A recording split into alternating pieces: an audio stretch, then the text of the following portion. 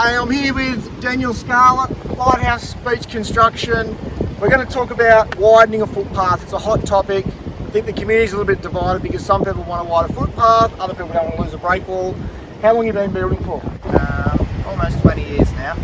20 years building, and have a look at this footpath. Structurally about to collapse. Would you see signs in the footpath? If the foundations of the footpath were collapsing or if you were seeing any problems underneath, the first thing that you'd notice is the joints of the footpath.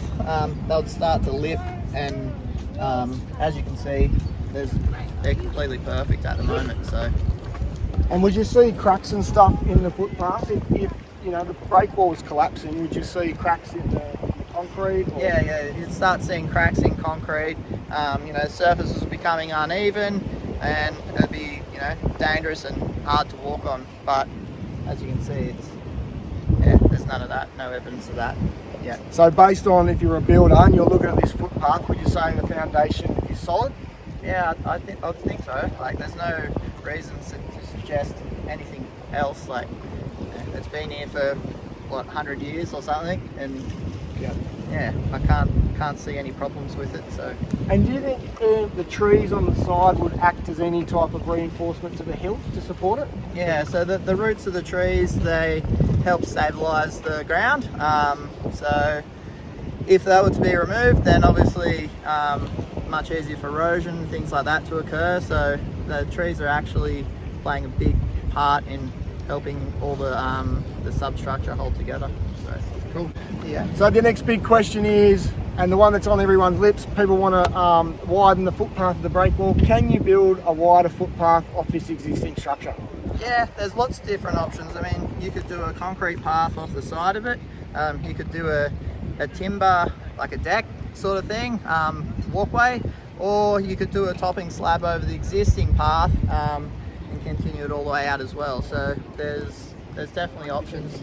It doesn't need to be completely ripped down and destroyed. So definitely no need for that. And could you go around the trees? Is that a possibility? Yeah, I can't see why you couldn't go around the trees. Yeah. Okay, so basically you could build a path off here, make it as wide as you want, you could go around the trees, you could leave the existing structure here, and that wouldn't be an issue. Yeah. Hey, we're halfway through doing this interview, and we had someone come up and grab to save our breakwall. You said, what did you just say, major? It's a major tourist attraction, definitely. You like all this? Oh, I love it, love it. Well, this is what we're trying to keep. And it's our first time here. Really? And we're coming back. Beautiful. And we're from Queensland. Yep. And we've decided once a year this will be our spot. All right, well, let's try and keep it for you. So we need that. All right, we'll try and keep it for you. So they've got a budget here of about $5 million. I reckon it'll be 10 because they're bringing in over 15,000 tonne of rock and taking all this out. But look, could you do it for $5 million? Absolutely. I mean, it's going to be way cheaper to add on to what's here rather than ripping out all this rock. There's a massive amount of time and labour in excavating and removing all this and dumping it, as opposed to just adding on to what's existing. Yeah, and probably a lot less effect on the community. They'll almost be able to still use the path. And yeah, for sure.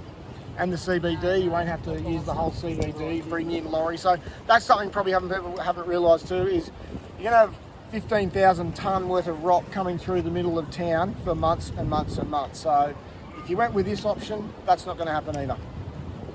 100%. All right, well, we'll get the quote off Dan and get him started.